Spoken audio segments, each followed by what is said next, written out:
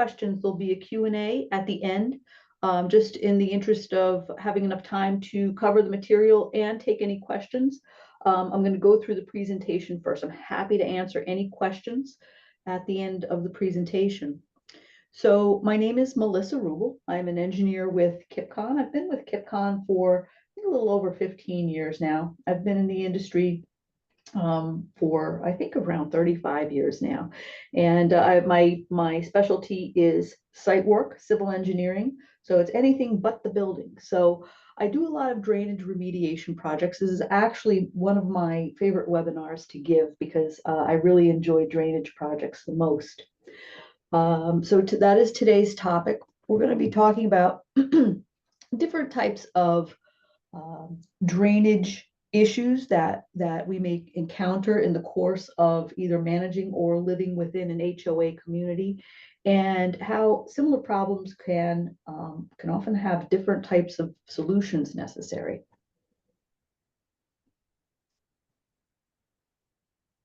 Let's see if I can figure out how to advance my screen. There we go. So let's first talk about some common types of drainage problems. Not all problems with standing water look the same. They happen in different places throughout our community. So we'll be talking about standing water issues, seepage. That's when, on a sunny day, suddenly, water starts coming out of the ground in usually the lowest point in a community. You'll see seepage happening, and we'll talk about why that occurs. Erosion, even though you don't see water, erosion is a drainage problem because the path that the water takes, the flow path, becomes destabilized and it begins to erode and carry silt with it. It's a very common problem in swales that carry a lot of water. This particular one is at the edge of a detention basin, and the water was finding a path to the detention basin, carrying a lot of silt with it. Flooding. Flooding is another common type of drainage problem. Oftentimes during a very heavy storm event, a flash flood can occur. So just by way of example, in communities, we can have a series of catch basins along the street or lawn inlets, and those inlets are designed to take on a certain volume of flow. So if the storm is intense enough to create a flow that is larger in capacity than the capacity of the grates on the catch basins, you can have a flash flooding condition. So oftentimes I'll go to a community that it has a flooding complaint. And when you dig into the history of it, you might find that it happens during very large, intense storms. So it might be just a temporary capacity issue with the system.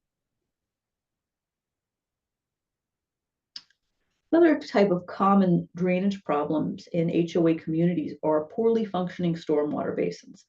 Oftentimes, in a detention basin or an infiltration basin, you'll have standing water that begins to occur. Basins require maintenance, and over time, if there is a big storm that comes through, could do damage, or if there is not enough maintenance occurring to keep the basin functioning, we can end up with standing water in basins that are not supposed to have standing water. Another issue that is very typical in HOA communities is open voids that can occur next to drainage structures. This is a common problem, especially in the first, like 10 years after new construction, when a site is built and the contractor compacts the soil.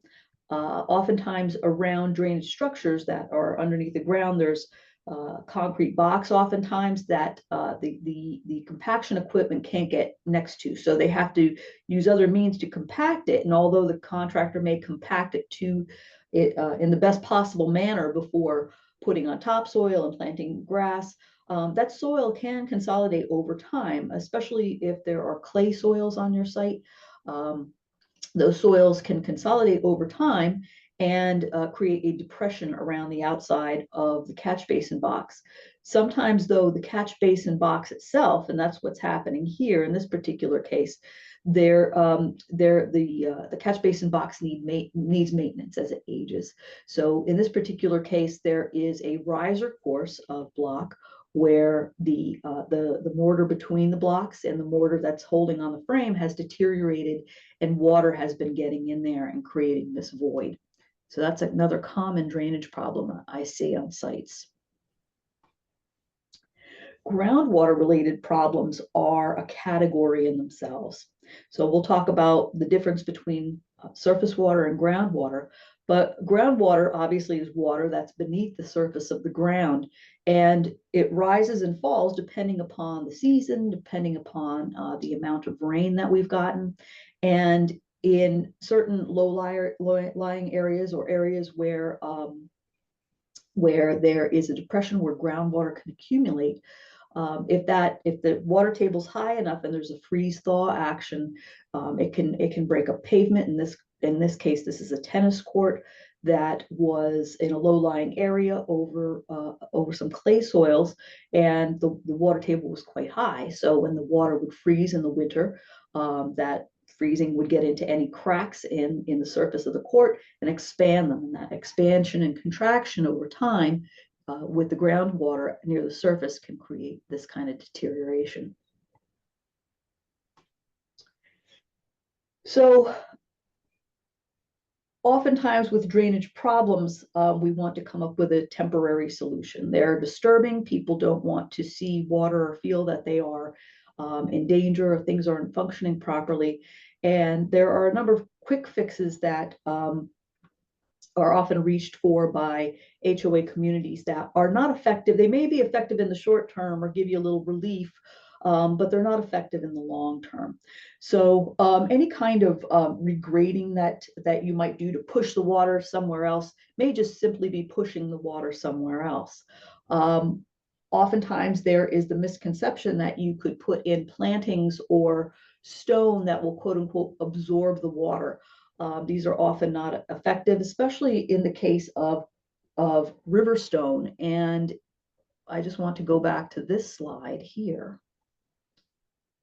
This one right here. So this used to be a grassed detention basin, or excuse me, detention basin.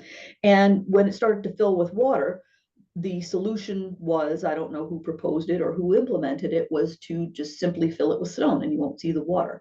So the stone does not, quote unquote, absorb the water, it just conceals the water. And the basin continued, the function of it continued to deteriorate until it no longer functioned.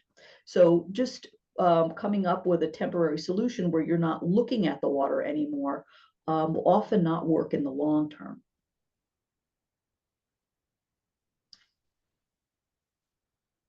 So when coming up with a solution for drainage problems, it's important to remember that when you're looking at different drainage problems around a community, even though they may look similar, drainage solutions are typically not one size fits all. I have clients who will call up and they'll ask for a proposal for a specification to repair something that's happening in their community. It's happening all over the community. It's this certain type of problem. Can we give them a spec so that they can fix all of it? And unfortunately, that's the path to that solution involves a little more, because we would want to come out to the site and look at each of the areas and come up with a specific solution for that area, because just a general spec to just put in some pipe or regrade in areas may not fit all of the areas in that community. So as I mentioned before, similar looking problems can have different sources, and so one solution doesn't fit everything. I lost my cursor. Here we go. It's my first week with new computer equipment, so so excuse me if I'm having trouble finding everything. So when we're remediating drainage problems, when you're taking an engineering view of a path to a solution, there are steps involved. So I mentioned the example of a client who comes up and wants specifications for repair. And you can see here from my from my step one, step two approach here, that's kind of the middle, the middle, that's step three. So what we really want to do if we're coming at it from an engineering approach is we want to first perform a visual evaluation. We want to come to the site. We want to lay eyes on the area where this is happening. We want to speak with somebody who is familiar with the problem so that we can get a history on what's happening. We want to ask certain questions as an engineer as part of that visual evaluation to determine certain factors. And I'm going to talk about those factors in a little bit. There can be quite a few factors involved, but I've picked some that are typical to every project. So we might ask questions about perhaps the history of this. When does the problem occur? Does it occur? Is it a seasonal problem? Does it occur only after certain types of weather events?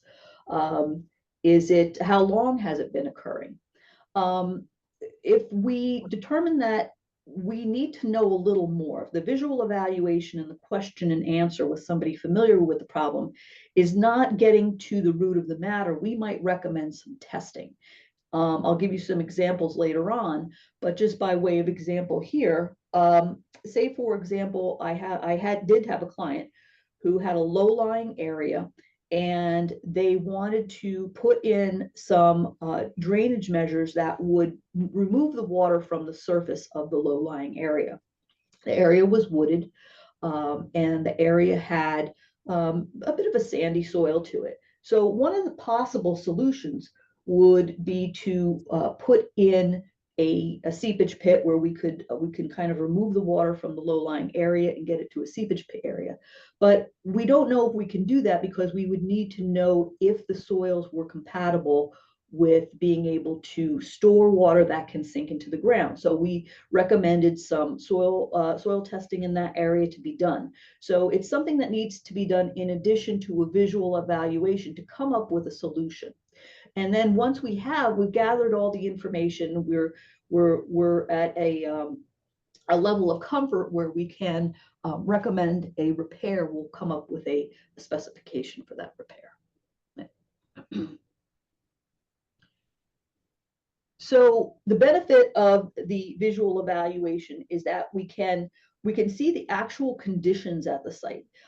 Maybe there are alternatives. We want to see where the nearby drainage structures are. Maybe we can put in some new structures that can tie into an existing area. If there are no structures around, we need to know that because we need to come up with an alternative solution. Maybe we need to move the water in another way. Maybe a pumping system, maybe the water can be, as I just mentioned before, put into an area where it can infiltrate into the ground. So there are many different solutions that are available to us, but we may have to make sure that the site that we're looking at, an area that we are looking at, is compatible with one of those solutions.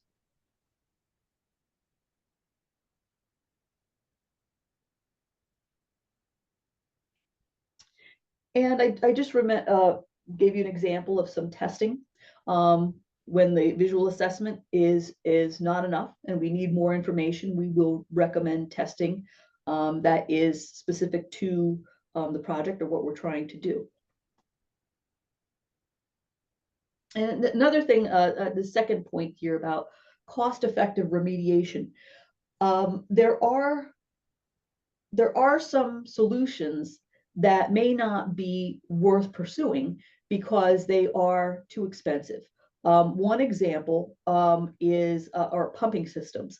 Oftentimes, in a low-lying area where you cannot gravity flow to a structure, you may need to put in a system.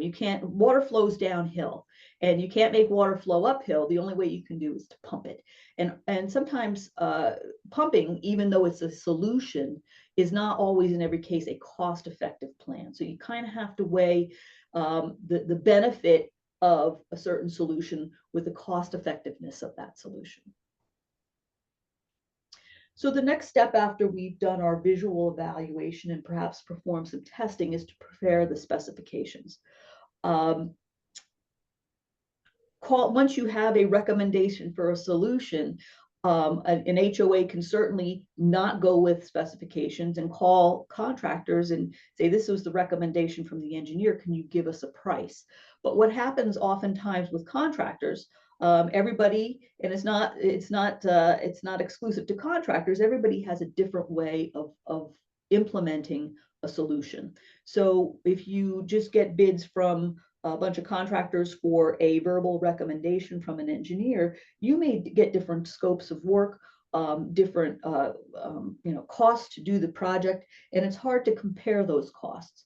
When specifications are prepared, it gives a uniform basis to all the bidders. It shows them exactly what they're bidding on, what the quantities are that they are bidding on, the type of materials that they should be using. So the beauty of specifications as part of a bid package is you are giving that to your selected contractors to provide a quote on the same scope of work.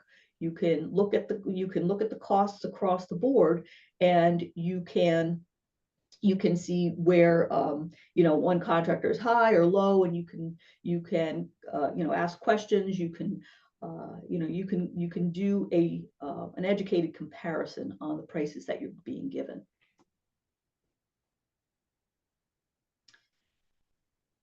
So just to back up a little bit before we go into the case studies, the natural course, again, we talked about those steps that were involved. Let me just back up to that slide. So after specification for repair, I talked about soliciting bids from the contractor. And then we're going to also look at, we don't really talk about soliciting bids for the contractor. We do have another webinar on how to select the contractor. And I'm not sure if we did that one this year yet. I think that's coming up, actually. We don't touch on that here, but we do touch on that in another webinar. And then obviously, once you've selected a contractor, you're going to perform the work.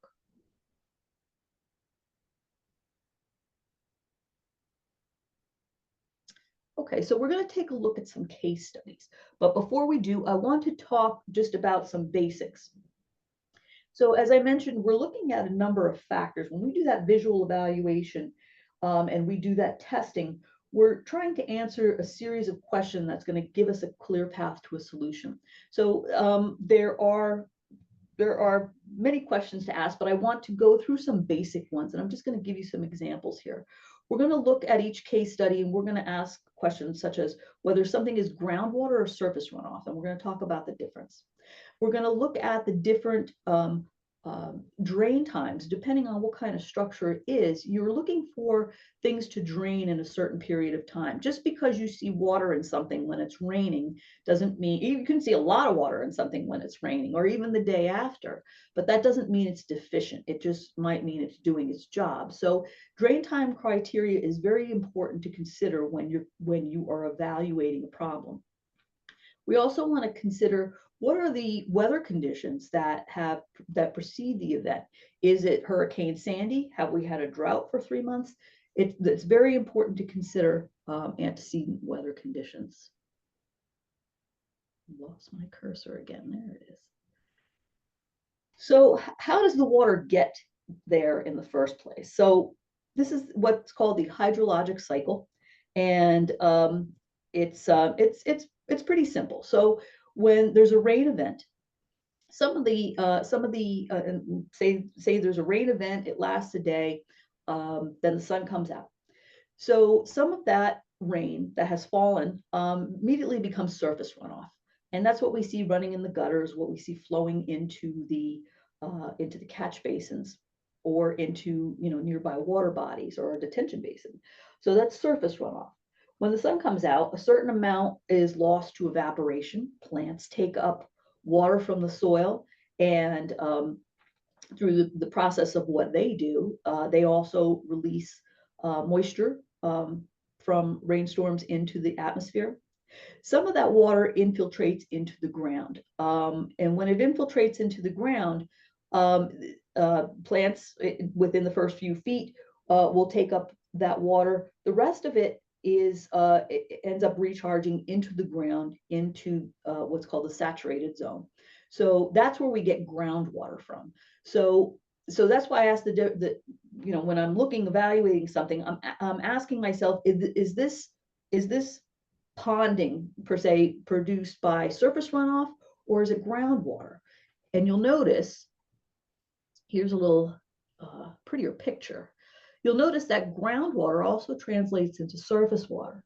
So oftentimes, especially in communities that are constructed near low-lying areas or wetlands, they'll often see in the spring or any time that there's high groundwater, they'll see water standing in the wetlands. And what that is that's a translation of groundwater appearing at the surface. So there's nowhere you can make it flow to. You can't pump it. It's always going to want to come back.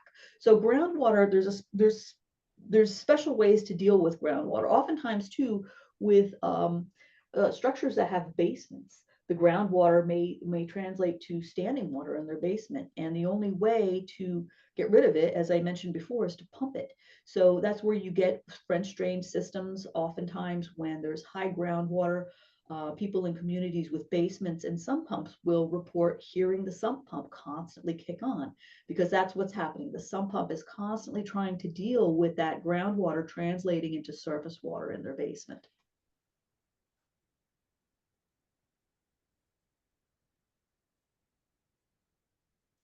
So let's talk about some drain time criteria.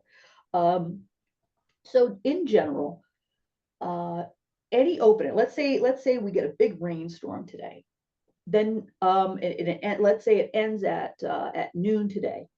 Tomorrow, if I go out at noon tomorrow after the sun has come out, I would expect to see in a properly performing area that any areas of standing water have cleared within that 24-hour period. So as I mentioned, it's obviously you're going to see water during a rainstorm. You may see puddles after a rainstorm, but 24 hours is the criteria for drain time in open areas. 48 hours, 2 days, is the criteria for swales. And the reason being is that swales are designed to carry water from larger areas. So water, when you grade a site, you are design grading for a site, you are designing all the flow to go to a swale and be carried to somewhere else. So it's common to see swales carrying water or be wet or have water present for at least 2 days after a rainstorm.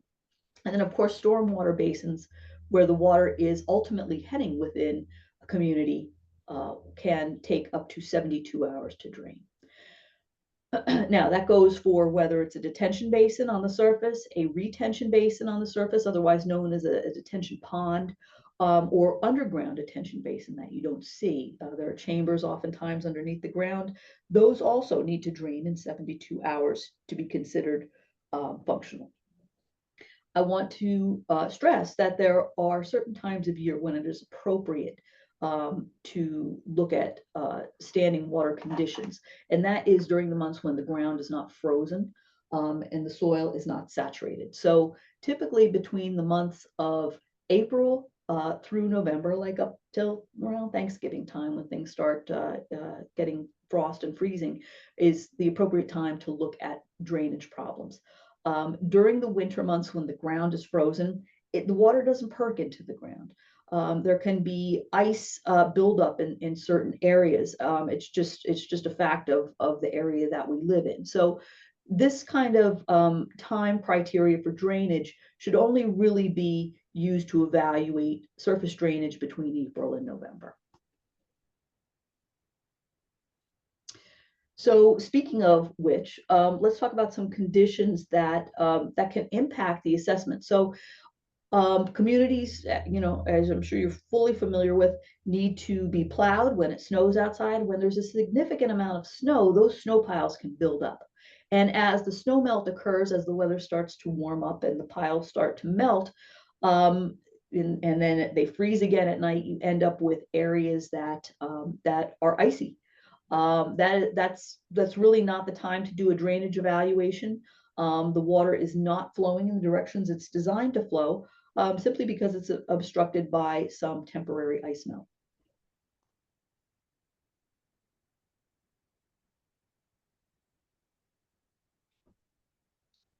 We discussed frozen ground. This particular site, we noted this condition during transition, especially if we're doing site observations for transition in colder months. It's not uncommon to see this type of icing in a swale.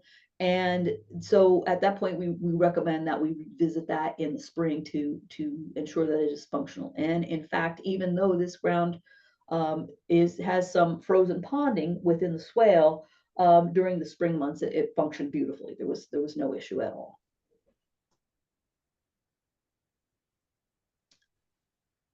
We can also get larger storms, so that can overwhelm a system, as I mentioned before.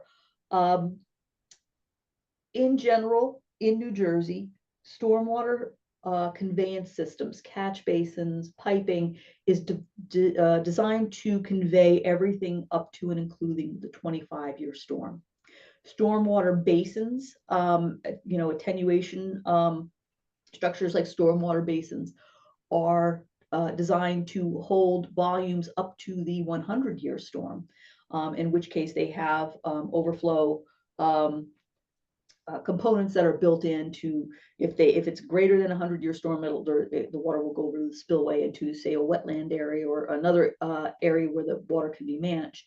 Once you exceed design storms that are, or once you exceed storms that exceed the design storm for your system, it's, like I said, it's not uncommon to see flash flooding. It's not uncommon to see flooding that can last for a long time. Storms that are very intense, and we've had some over the past couple of years, will produce flooding that had not been seen in the history of the HOA, in the life of that particular HOA. And people are understandably concerned, and they call and they want a solution.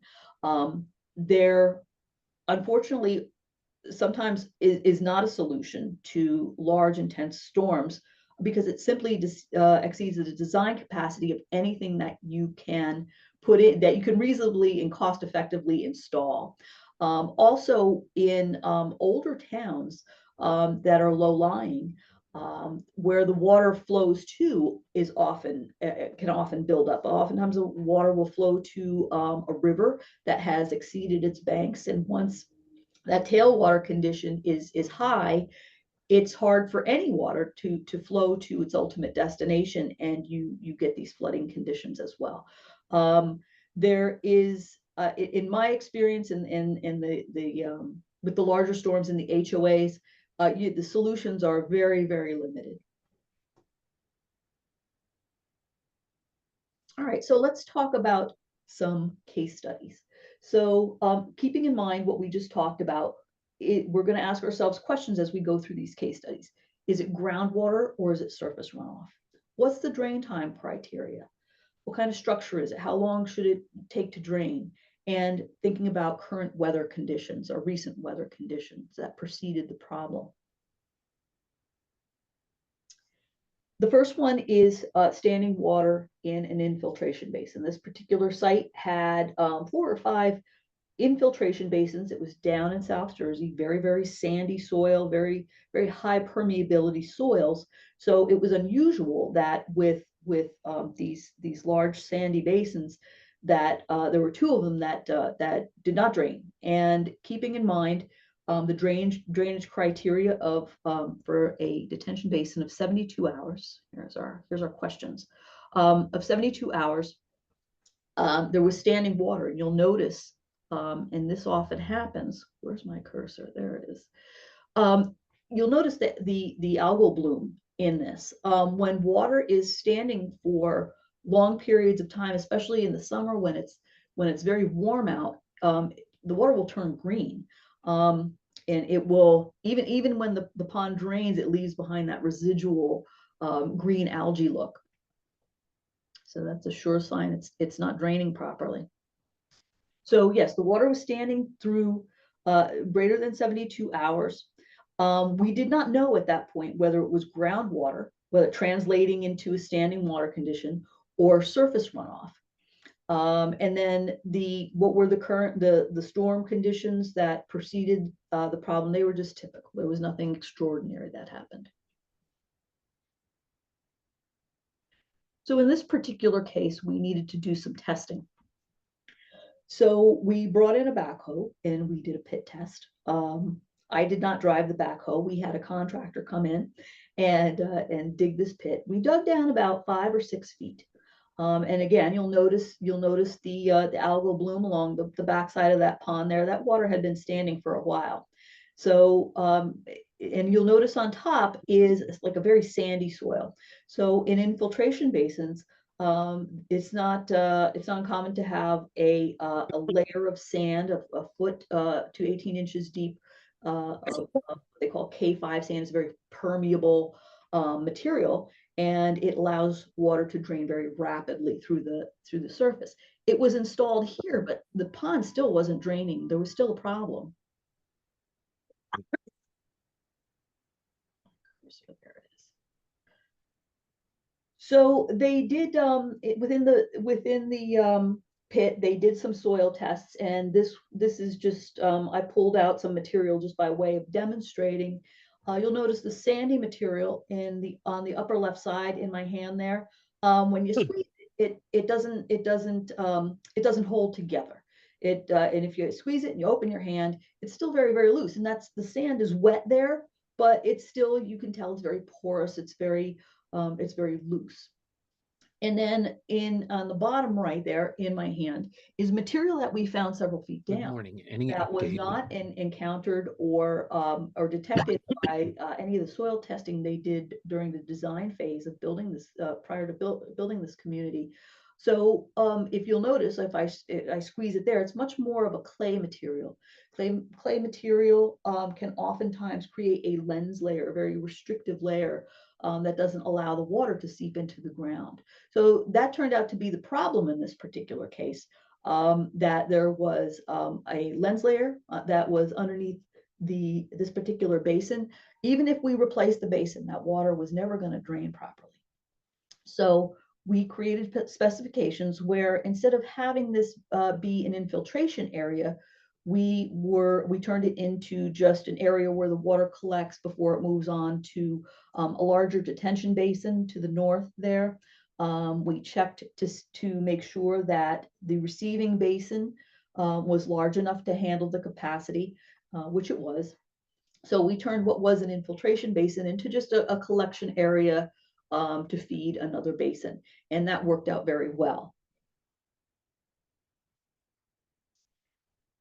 So we're going to look at another case study in which there's standing water in a basin, but again, it's a similar looking problem, but with a much different solution, a much different contributing conditions, a much different solution. And if you'll recall, this was the basin that I showed at the beginning, where it stopped functioning after a while. So they filled it with some river stone, which looked nice for a period of time. And then after a while, it just stopped being effective. And you could see the water, you could see the algal bloom starting in the water here because it's standing for so long in the sun.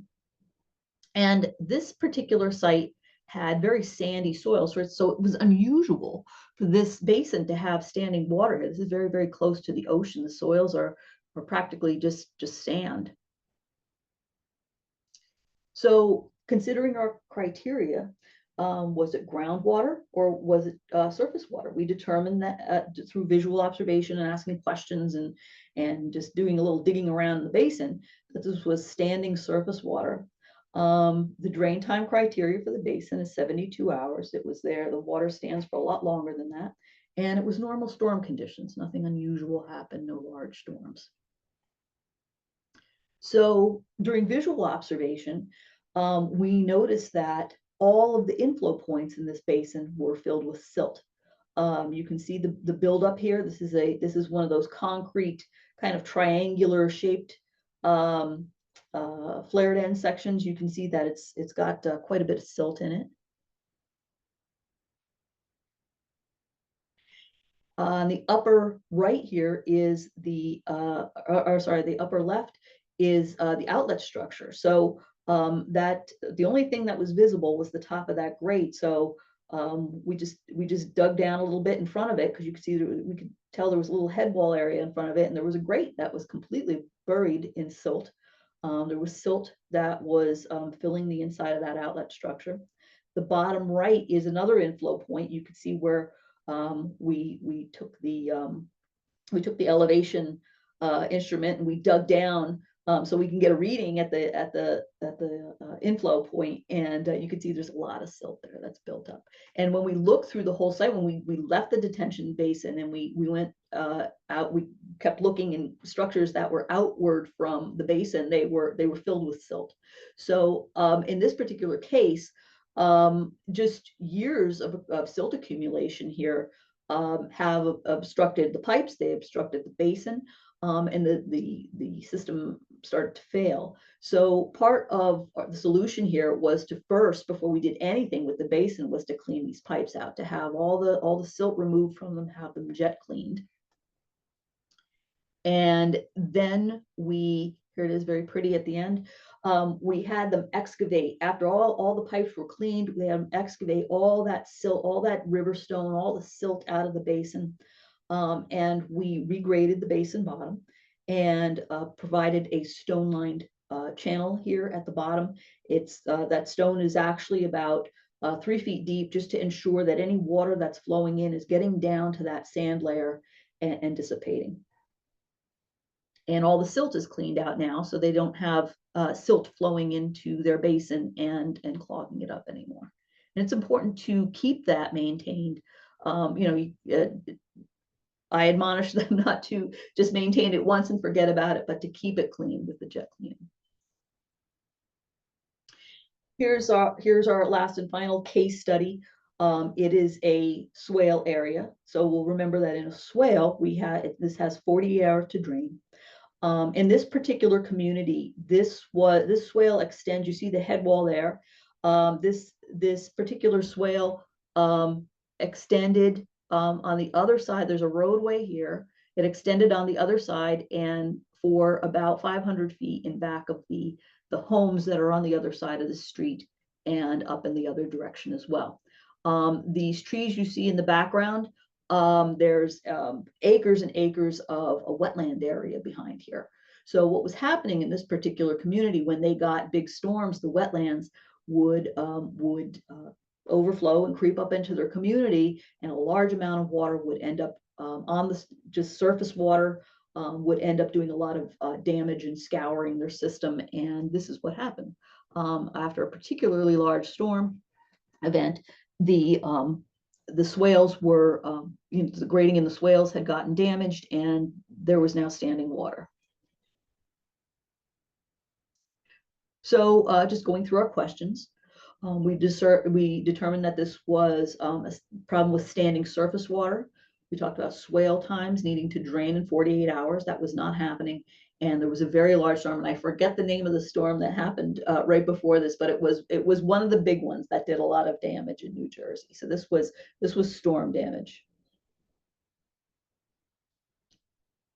So there's that same swale from the other direction. We had some constraints here, because you'll see where that fence is beyond that fence is not HOA property. So we could only deal with what's on the HOA property. So for this particular project, we added some inlets in the back of those homes that I mentioned, and some new piping, and we regraded back there. And the purpose of that was, when the water in the wetlands crept up, it didn't just sit on the surface and move on the surface, but we tried to take as much of it off the surface as we could, get it below the ground into piping, and move it to a different area. So we created a deeper swale along the back of the houses. We put the inlets in. One of the things that was missing in the community was outlet protection. And what that is when you see a head wall or you see a flared end section, it's got that stone below it, the larger stone, that's called outlet protection. And that stone is called riprap. And what that is intended to do is very important, especially in pipes that have a lot of water flow and carry a lot of storm flow through them. When that water is moving through that pipe, it can often be moving very quickly. It's a very concentrated flow, so that when it daylights again out into a turf area, if that outlet protection isn't there, the velocity of that water and the volume of that water can chew up the bottom of the swale that it's entering, and it can create erosion and a lot of damage. So it's very important when you have any sort of outlet protection, like say for example in your detention basins, you'll often see that riprap protection. It's very important to maintain that, and to keep that, if you see that's getting damaged as part of your regular maintenance, to repair those areas and make sure that riprap outlet protection is there, because if you do get a large storm, you could end up with a lot of damage if you don't slow the velocity of that water down as it comes out of the pipe. So here they're just I'm just going to give you some examples of what the construction looks like. Things you know, it's a messy business. Things often look worse before they get better. In this case, they are in back of those homes. They have trenched the piping. You see the concrete pipe that they're going to install there. And we chose concrete pipe instead of plastic pipe because of the clay soils here. And it was such a shallow system. I was concerned that plastic pipe might settle in some areas, and they might end up with some bellies in the pipe. The concrete pipe was much more rigid in this area. And I noticed throughout the rest of the community was concrete pipe. So they probably use that just for the same concerns with any kind of bellies forming in the pipe. You wanted a more rigid system. Here they are. They're putting in one of the new catch basins here. Here they are. This is the bedding material that's going to go underneath the pipe. You'll see that he's using a hand-driven compaction piece of equipment, and underneath that they're putting a DGA material. It's a material that when it's compacted, it forms a very stable base for. They use it under roadways. They use it under areas where you don't want things to flex a lot.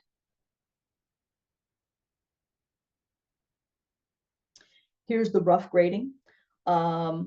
You see it's got, they do that with a large piece of equipment. So that's why you see the tire tracks in there. You see one of the new manholes here.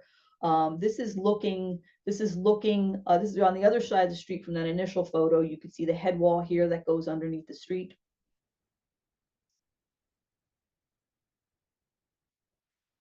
Here they are fine grading. They're putting in the topsoil and seeding, stabilizing. Here is one of the new flared end sections. You'll notice that riprap outlet protection that I talked about earlier, making sure that was installed properly. And here's a portion of the finished project. You see that same head wall with the riprap protection here. Here's the new swale, very nice, no standing water. Everything is moving along.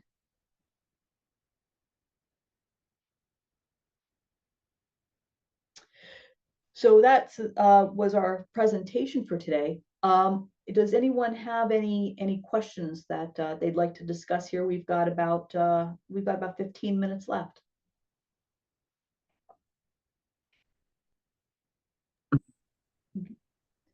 Good morning. Can you hear me? I can. Quick question. We have a situation where our facility was built in 1999 to 2001. The drawings for the site have been destroyed.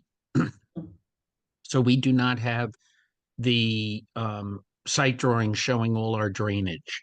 We have found a few of the drains, and many of them have been covered over for what I call poor maintenance, where leaves would accumulate, dirt would accumulate on top of it, or during the winter, they would get covered over with snow or gravel.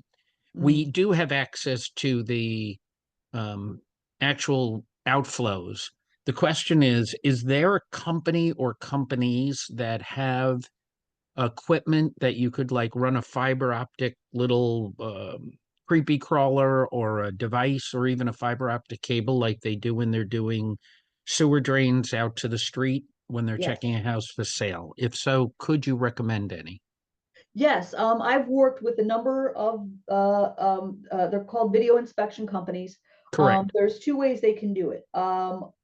If there is enough clearance in the pipe, they can send a little, it looks like a little, one of those little remote control dune buggies that you see at the beach, but it's connected to a cable that sends back video from the inside of the pipe.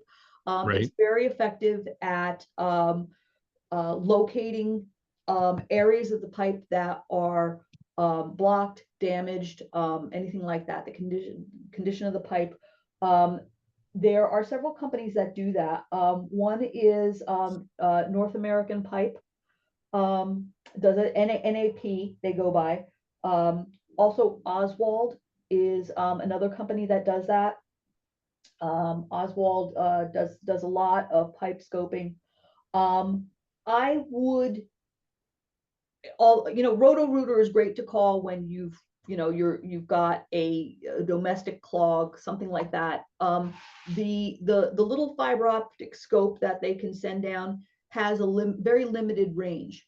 However, if the pipes are so full of debris or have a lot of damage that you can't get through, some of the other the larger video scoping companies may be able to have an alternative.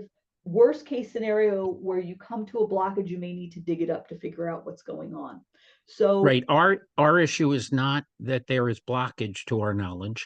It is that we can't see the field drains or the yard drains because they've been covered over. So we need to find them and uncover them so we can have better drainage. yeah, then I think a video scoping company like NAP or Oswald would be where you would want to start. Great. Uh, Thank you. yeah, they can, that underground scoping will show them where those structures are. Thank you very much. I appreciate it. Sure. Let's see, I've got a question here. I'm just looking at some of the questions in the chat. Let me go back to the beginning here. One question we have: can we receive the recording and the lecture slides? Yes, if you email Jen or Chelsea, they can certainly give you a copy of this webinar. I got a question from Denise Meta. Hi, Denise. We are built on wetland and have many areas with standing water issues. Are there any temporary fixes we build a budget for these issues? That we can build budget for these issues? Again, I mean, it's I'm sure I'll be on your site at some point, and I'm happy to take a walk through and look at particular areas that you have. I know your site has some challenges, but again, they're very location specific. So it's always best to do that visual observation to see what the conditions are. It would be hard to recommend a temporary fix in general without seeing what's going on in the area. But again, the temporary fix is fine, to alleviate any immediate concerns, but you want to get to the source of that and repair that, as you know, I'm sure. Question: who's sending the CPE credits? Who do we contact? I believe up further in the chat here, Jen and Chelsea have provided their contact information so that you can contact them to get the credit and a copy of this webinar. I got a question here from Carol Hodes. I hope I'm saying your name correct, Hodes. How do you handle the challenges of clay? We were built on a formal apple orchard 40 years ago. Homes with basements have water issues and sump pumps which dump into our streets. Yeah, that is a bit of a challenge, and that's probably a groundwater issue. If you have a stormwater system in your community, it may be possible to direct those sumps to collect them into, depending on how the homes are configured, into a collection system that discharges into the stormwater system underground, so that you don't have that surface flow. Again, it's site specific whether that can be done or not. And if you want to contact us, I mean, I'm happy to take a look at it. Let's see, we have a spring issue. Oh yeah. I I see a lot of this where there are communities built, and it's very interesting.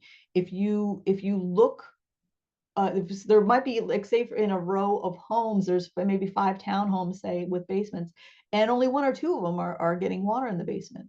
And I like to look back in the old USGS maps, because if you look back in time, more often than not, you'll see where there was an old spring there. So geologically, that spring always wants to be there. You can grade the land and do whatever you want, but that spring geologically always wants to be there. So so it's very common to have just a very localized spring issue. There are several ways to handle it.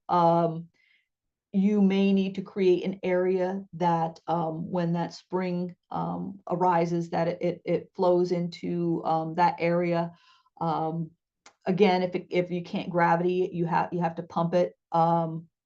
Again, it's unfortunately, with drainage, it's hard to give just blanket answers, because again, it's very specific to what's going on and where it's located and what the issues are surrounding it. Okay, Jen put her email address in the chat, and Chelsea's as well. Another question I have: what is the best type of contractor to repair storm drain erosion on private property? Actually, a lot of the HOA pavers do grading work as well in drainage structures. Also, Quality Landscaper is very good and very cost effective at doing minor grading, not whole big sites, but areas, regrading of minor areas, or are putting in some light drainage to drain areas. So there are several contractors that we've done work with, just to name a few, and not playing any favorites, just naming companies off the top of my head. Good landscapers that I've worked with are High Tech, A-Tech, I believe Regal Restoration does some landscaping and drainage type work. Some of the larger paving contractors that also do drainage work are LN Rothberg. Esso Brothers does drainage. Harrington, Garden State Paving Solutions, Reno Contractors. They all do drainage work as well.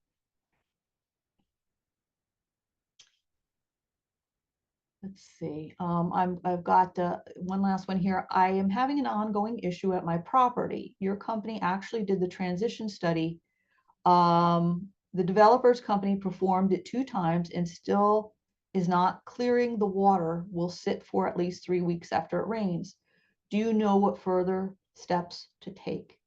So it sounds like you may need some testing. I mean, it sounds like it was observed during transition. It sounds like it was observed by the developer. They tried to do some things and it's still not working. I don't know what kind of structure this is, but if it's anything to do with infiltration, you might want to do some testing to take a look at the permeabilities of the soil. It may be possible, if there's nearby drainage structures, to collect that water and move it to a different location, have it discharge into an existing system. It would need to be, I would need to take a look at it or an engineer would need to take a look at it to evaluate what's going on and what the next steps are. Okay, we've got about 5 minutes left. Are there any other questions? Hi. Yeah, I have a question. Can you hear me? Sorry. I can, yes. Okay, great. So I manage an apartment complex in Jersey, Cherry Hill area. It's across from the Cooper River. The buildings have been dealing with flooding in the basements. It seems to happen around, anytime there's heavy rainstorms and things like that. So I'm not sure if it's a groundwater issue or if it's a drainage issue. I don't know if, this site would be a good candidate for a stormwater basin or a bioswale, but just wanted to kind of get your initial thoughts on that.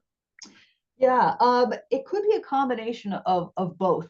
One of the things you want to look at is is number one, the grading around the foundation and where the downspouts from the roof discharge. So Okay. if the ground is collecting water at the surface of the foundation, or if it's back pitched in any way, or water's flowing around along the foundation, Okay. that water can seep down along the foundation wall. Got it. Also downspouts that from, the roof drainage, how it collects in gutters and comes down the downspouts. If the downspouts are discharging right at the ground, right at the foundation, especially Yeah. during larger storms, that water can again seep down along the foundation wall. So that would be a surface issues to look at. Got it. Because you are near the river, as you mentioned, I would imagine there is a groundwater component to what's going on in your basements as well.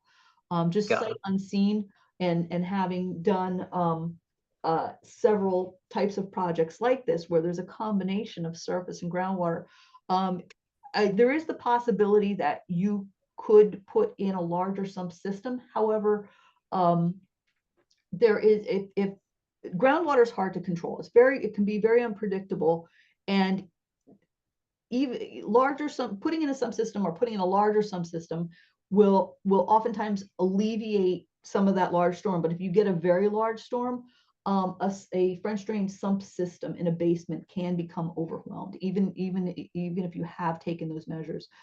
It's also very important with pumps in a sump system, that when the power goes out, those sumps don't work.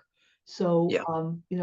I don't know what the ownership arrangement is there, but the sumps, you may want to consider having a backup generator or something like that. That's often a solution to power outages with sumps. Gotcha. That's a very good idea. Thank you. Sure. I've got one more question here. You mentioned USGS maps for springs. We do seem to have an underground spring or streams. It was probably great for an apple orchard. Yeah, so, not so great for us 40 years later. How can we obtain those maps? They are actually available free online. If you go to USGS maps, I believe is a website, or if you just type in USGS mapping, there is, and you may have to navigate around a bit, but there is I believe it's called the map store. The maps are free. You can download them for free. And you can search by address, and it will tell you what they're called quadrangles, which quadrangle map your particular site is in, and you can download that map. And what's interesting and what I really like about it is they have, if there's historical maps for that area, you can go back. And you can go back, into the late 1800s with some of the older parts of New Jersey. It's very interesting. But I believe USGS maps, if you Google that and just kind of navigate around a bit, you'll find the map store. All right, we've got 2 minutes left. Any other questions? I got a question. Is that also for PA? Yes, I believe it's for most of the United States. There is for the United States, USGS mappings available. It's just they may not have the same history as some of the older areas of the country. Yeah, Google usgs.gov. That might be it. All right, everybody. Well, thank you very much for attending today. And again, contact Jen or Chelsea for CEU credits or a copy of the presentation. And I wish everybody a great day and a great holiday. Have a good day. Thank you.